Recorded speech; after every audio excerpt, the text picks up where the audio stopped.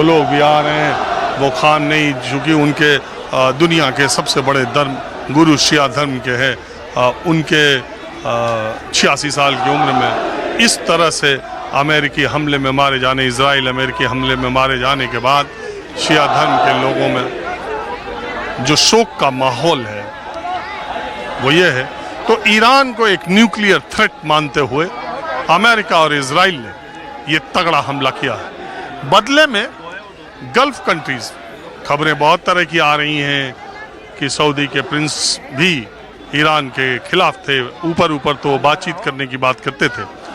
बदले में ईरान ने उन 8 गल्फ कंट्रीज पर हमला किया जैसा मैंने बताया, और कोई भी मुस्लिम देश अभी खुल करके ईरान के समर्थन में नहीं आया।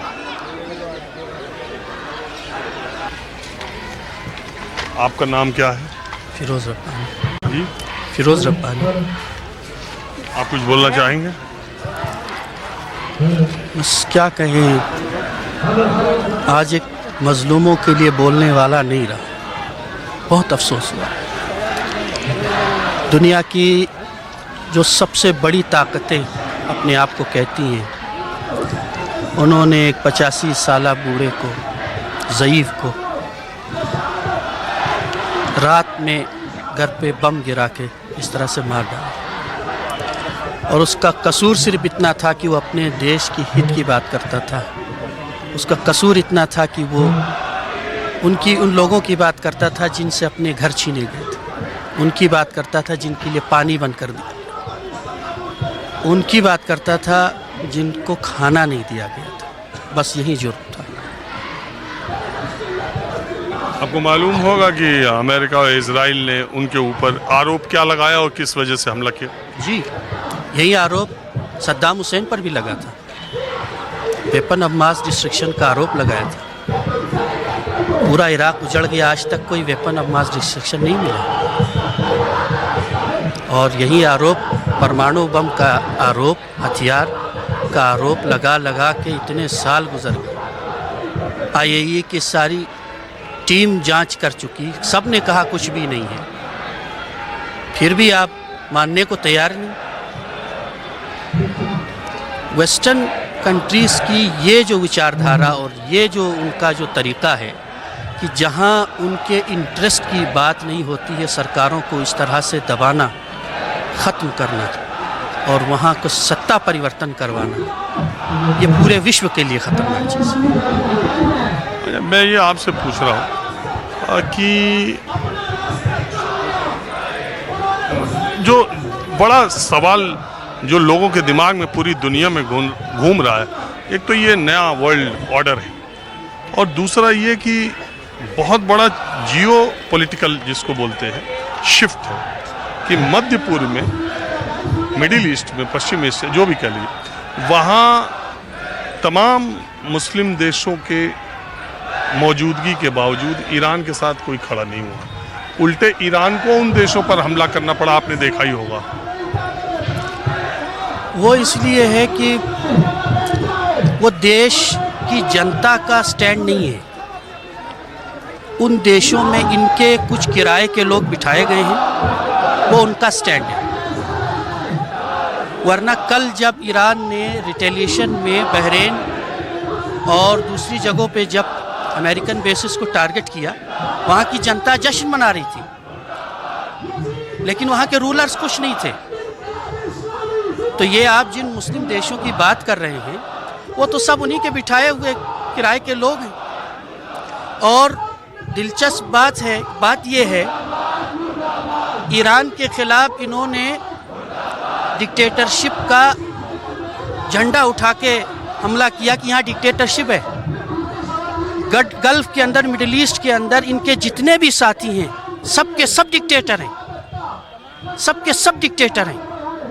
उन डिक्टेटर्स के खिलाफ इनके मुंह से कुछ भी नहीं निकलता है। तो दुनिया तो देख रही है कि ये डबल स्टैंडर्ड्स, इनके वेस्टर्न कंट्रीज़ का जो डबल स्टैंडर्ड है, वो पूरी दुनिया के लिए ख़तरनाक चीज़ है।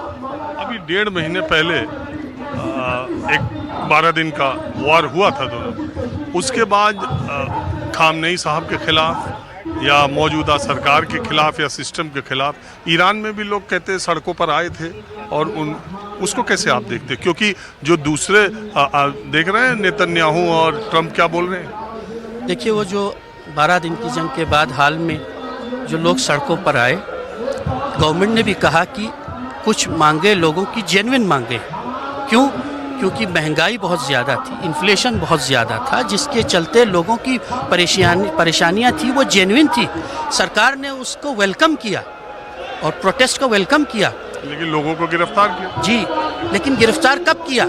जब इन प्रोटेस्टर्स के दरमियान टेररिस्ट जिन्होंने आम लोगों को गोलियां मारी, आम लोगों के छुरियां मारनी शुरू की, मस्जिदों को आग लगाना शुरू किया, धार्मिक स्थल को आग लगाना शुरू किया, पुलिस कर्मचारियों को जिंदा जलाना शुरू किया, तो ये तो प्रोटेस्टर्स नहीं करते, ये तो प्रोटेस्ट करने वालों का तरीका नहीं। और आप देखते हैं कि जैसे ही लोगों को ये आभास होने लगा कि ये हमारी भीड़ में कुछ भेड़िए घुस आए हैं जो पूरे मूवमेंट को, इस प्रोटेस्ट के डायरेक्शन को डिरेल करना चाहते हैं, स्वयं लोगों ने एक्शन लिया और ख़ुद ही लोग पीछे हटे। थोड़े कुछ दिन ठंडा हुआ मामला और फिर लोग सड़कों पर आए और सड़कों पर आकर लोगों ने स्पष्ट रूप से ये कहा, हम सरकार के खिलाफ हैं इन नीतियों के, जो आर्थिक नीतियों को चलते हुए हमारी यहाँ आर्थिक प्रॉब्लम्स आई हैं, लेकिन इसका मतलब ये नहीं है कि बेगुनाह लोगों को मारा जाए। तो जहाँ भी प्रोटेस्ट हुआ ईरान में, उसका मिसयूज़ किया गया, उसके अंदर उनके एजेंट्स ने इस तरह की कार्रवाई की। ट्रंप ने और नेतन्याहू ने खुलेआम कहा कि हमारे एजेंट सड़कों पे घूम रहे हैं, ट्वीट किया उन्होंने। तो ये उनके लोग थे जो कर रहे थे। अब ये सवाल बहुत लोगों के दिमाग में है कि निश्चित रूप से ये पता नहीं कौन सा विश्व बनता चला जा रहा है, जिसमें वेनेजुएला के राष्ट्रपति को उसके देश से उठा करके ले आके गिरफ्तार करके अमेरिका अपने देश में मुकदमा चलाने की बात करता है। और दुनिया के मुल्क देख रहे हैं कौन क्या बोल रहे हैं। अभी यह हमला हुआ, पूरी की पूरी एक देश की टॉप लीडरशिप ईरान की ख़त्म कर दी गई। लेकिन दूसरी तरफ ये जो न्यूक्लियर का लेकर के कि न्यूक्लियर पावर करके, ईरान ही एक ऐसा देश था जो तन के खड़ा था और फिलिस्तीन के लिए या अमेरिका या इजराइल को सबसे बड़ा खतरा वो लगता था।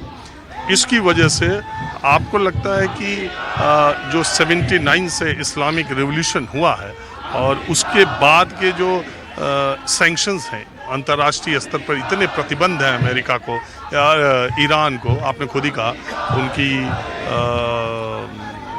करेंसी, उनके यहाँ बेरोजगारी, उनके यहाँ करप्शन, तमाम बातें, अब आपको लगता है ईरान फिर से कभी खड़ा हो पाएगा या रिजीम ही चेंज हो जाएगा? नहीं, देखिए, इसमें कोई दो राय नहीं कि वहाँ समस्याएं हैं, इसमें कोई दो राय नहीं है कि रास्ता सख्त है, इसमें कोई दो राय नहीं है कि परेशानियां ज़्यादा हैं और आगे ज़्यादा आ सकती है। लेकिन जहाँ तक ईरान की इस 40-45 साला इनकलाब की तारीख़ है, उसको मद्देनज़र रखते हुए ये कहा जा सकता है कि ये कौम इतनी जल्दी और आसानी से घुटने टेकने वाली कौम नहीं है। ये अपने मान सम्मान के लिए लड़ेगी और ईरान फिर से खड़ा होगा, मजबूती के साथ खड़ा होगा। क्योंकि आप ये देखिए कि ईरान का मसला ये नहीं है कि एक आदमी मार दिया गया तो वो मसले सारे ख़त्म हो गए।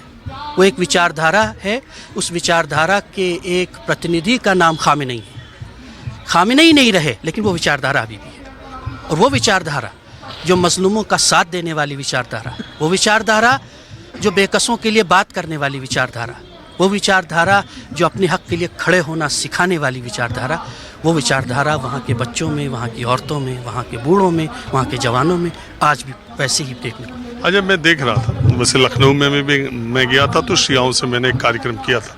यहाँ भी मैं देख रहा हूँ जितने महिलाएं पुरुष आ रहे हैं, अब खामनेई साहब की तस्वीरों को देख करके उनकी आंखों में आंसू रोने पर लग रहे हैं। ये जब आप लोगों को पता चला इस अटैक के बारे में और अमेरिका ने जब दावा किया तो इंस्टेंट रिएक्शन उस समय आप लोगों को यकीन हुआ था कि ये इतना विध्वंसकारी हमला होगा? और किस तरह का अटैचमेंट आप वहाँ से फील करते हैं खामनेई से, ये मैं जानना चाहता हूँ, क्योंकि जिस तरह से तो आपके देखने वालों को मैं ये स्पष्ट रूप से बता दूं कि खामनेई साहब सिर्फ एक पॉलिटिकल लीडर नहीं थे।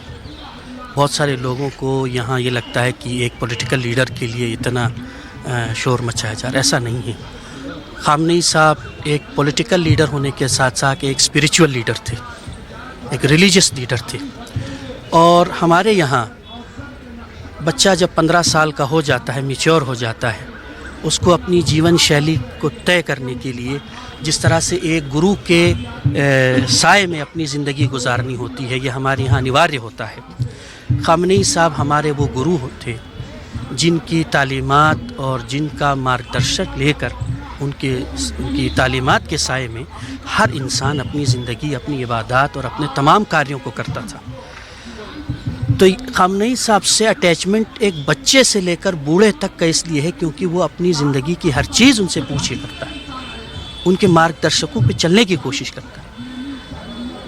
इस वजह से उनसे अटैचमेंट बहुत ज़्यादा है।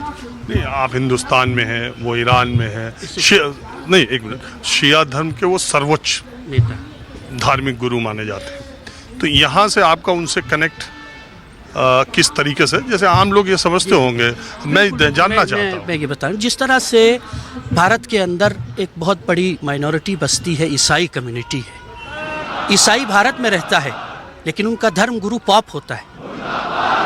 यहूदी यहाँ है लेकिन उनका जो सबसे बड़ा चीफ रबी है वो इसराइल में है। इसी तरह से बहुत सारे धर्म के गुरु हैं। अमेरिका में कोई हिंदू रहता है, वो हिंदू वहाँ है लेकिन उसका शंकराचार्य धर्मगुरु तो भारत में है ना। तो सीमाएं कभी आध्यात्म, धर्म और ज्ञान के लिए पॉलिटिकल सीमाएं बाध्य नहीं होती।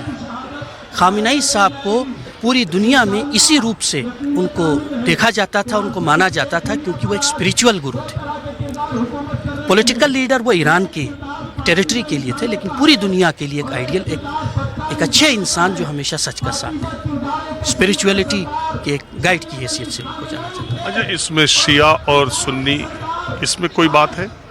और उस मुस्लिम कंट्रीज और वर्ल्ड वाइड में पूछ रहा हूँ, या इंडिया में भी? देखिए, इसमें दो तरह के नज़रियात हैं। एक तो जो मैंने जैसा आपको कहा कि शियों के यहाँ तो ये अनिवार्य है कि एक धर्म गुरु के अंदर जो है आपकी अपनी जीवन शैली को तय करना, जीवन गुजारना है, उनकी गाइडेंस में। तो उस तरह से शियों का तो एक नेचुरल अटैचमेंट है। लेकिन हमारे बरादरान जो अहले सुन्नत हैं दीगर कम्युनिटी से, उनके यहाँ ये अनिवार्यता नहीं थी। लेकिन वो जो मोहब्बत करते थे सैयद अली खामनेई साहब से, वो इस बुनियाद पर कि सैयद अली खामनेई कभी भेदभाव नहीं करते थे, शिया सुन्नी का भेदभाव नहीं किया उन्होंने। आज आप देखिए, सैयद अली खामनेई ने अपनी जान दी, किस लिए? फ़िलिस्तीन के लिए। फ़िलिस्तीन में एक शिया नहीं है, फ़िलिस्तीन शिया मुल्क नहीं है। एक सुन्नी मुल्क के लिए एक शिया धर्मगुरु ने अपनी जान दे दी। इस वजह से जो सुन्नी अवाम है, सुन्नी उलमा है, सुन्नी जनता है, वो उनसे प्यार करती है। आपने हमसे बात की, इसका बहुत शुक्रिया। आपने रखा दर्शकों तक ये बात पहुंचाने के लिए कि पूरा मसला क्या है। आप जैसे लोगों से बात होती है तो बहुत शुक्रिया। बहुत धन्यवाद, बहुत शुक्रिया। हम बस आखिर में ये कहना चाहेंगे कि भारत एक अजीम मुल्क है। यहाँ की सरजमीन आध्यात्म, ज्ञान, प्रतिष्ठा और यहाँ की धरती में टॉलरेंस सबसे ज़्यादा पाया जाता है। और भारत की सरजमीन वो सरजमीन है जिसने हमेशा मज़लूमों का वेलकम किया है, पीड़ितों का वेलकम किया है। तो 140 करोड़ आवाम से मेरी ये गुजारिश है कि आज के इस पूरे मामले को भी मज़हब और धर्म के परिप्रेक्ष्य में न देखें, इसको इस एंगल से देखें कि एक मज़लूम की हिमायत करने वाला एक लीडर था जिस पे अनानियत और जब्र करने वालों और बर्बरियत करने वालों ने अपनी गुंडागर्दी और मनमानी के ज़रिए से उसकी आवाज़ को बुझाने की कोशिश की। बहुत शुक्रिया।